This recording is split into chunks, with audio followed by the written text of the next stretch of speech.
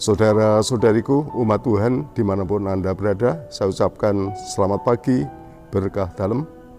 Kita bersyukur kita hari ini boleh melanjutkan tugas dan kehidupan kita di tengah-tengah keluarga dan masyarakat.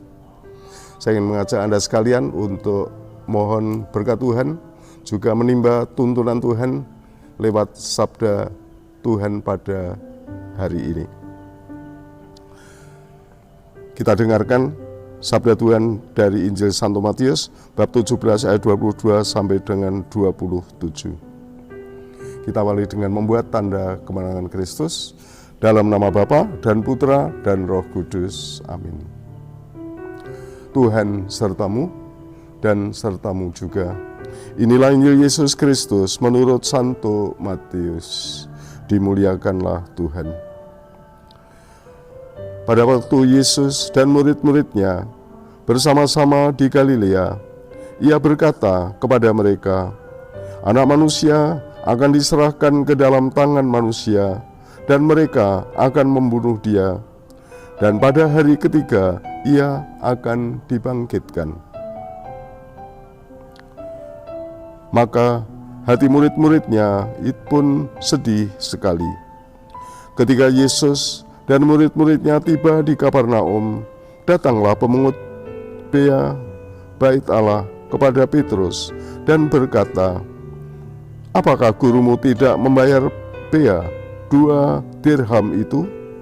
Jawabnya, "Memang membayar." Dan ketika Petrus masuk rumah, Yesus mendahuluinya dengan pertanyaan, "Apakah pendapatmu, Simon? Dari manakah raja-raja dunia ini memungut bea? Dari pajak, dari rakyatnya, atau dari orang asing?" Jawab Petrus, "Dari orang asing." Maka kata Yesus kepadanya, "Jadi bebaslah rakyatnya. Tetapi supaya jangan kita menjadi batu sandungan bagi mereka, pergilah memancing ke danau. Dan ikan pertama yang kau pancing, tangkaplah dan bukalah mulutnya, maka engkau akan menemukan mata uang 4 dirham di dalamnya.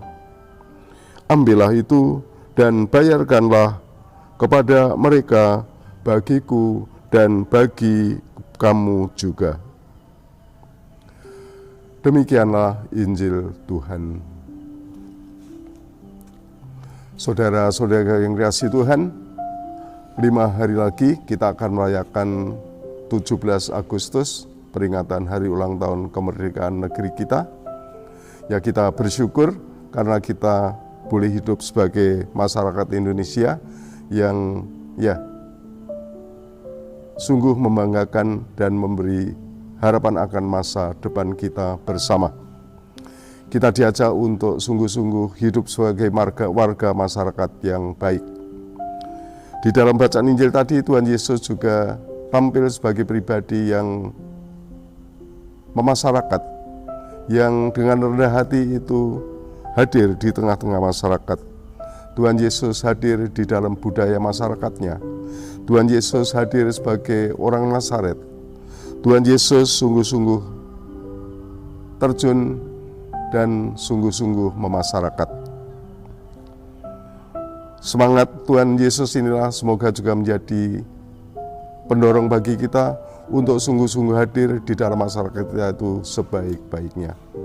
Ya, saya kira Bapak Ibu Saudara sekalian telah mempunyai jalur masing-masing untuk hadir di tengah masyarakat. Ibu-ibu rumah tangga misalnya saja harus tekun dan hadir di dalam keluarganya dengan macam-macam hal yang harus dibenahi, harus dibereskan, harus diperbaiki. Banyak Bapak Ibu sekalian yang juga sudah mempunyai jalur karya di tengah masyarakat sebagai pegawai negeri, sebagai polisi, sebagai TNI atau ABRI, anggota ABRI, ya. Banyak Bapak Ibu sekalian juga barangkali berkarya sebagai wira swastawan, anak-anak harus menekuni tugas perutusannya sebagai pelajar, dan semuanya itu menjadi panggilan kita untuk hadir, untuk menekuni apa yang menjadi tugas perutusan kita di tempat kita masing-masing dengan sebaik-baiknya. Dalam kasih Tuhan, di dalam rahmat Tuhan, semoga semuanya itu dapat kita tekuni dan akhirnya boleh menjadi sarana untuk membangun kehidupan yang bahagia dan sejahtera. Ya, untuk itu marilah kita mohon berkat Tuhan. Tuhan sertamu dan sertamu juga. Berkatalah turun atas Anda semua, dalam nama Bapa dan Putra dan Roh Kudus. Amin.